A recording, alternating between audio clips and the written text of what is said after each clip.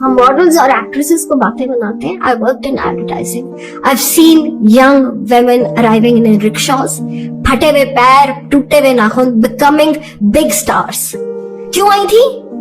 बाप नशा करता है, भाई नशा करता है, माँ बीमार है, घर चलाना है, अगर मैं काम नहीं करूंगी तो मेरे छोटे बहन भाई रुल जाएंगे। ये मैंने खुद सुनी ये कहानियां।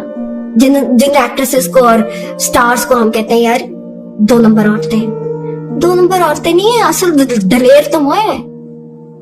उन्होंने अपनी इज्जत, अपने जज्बे, अपनी चीजों को सैक्रिफाइस करके एक अपने खानदान को बचा लिया।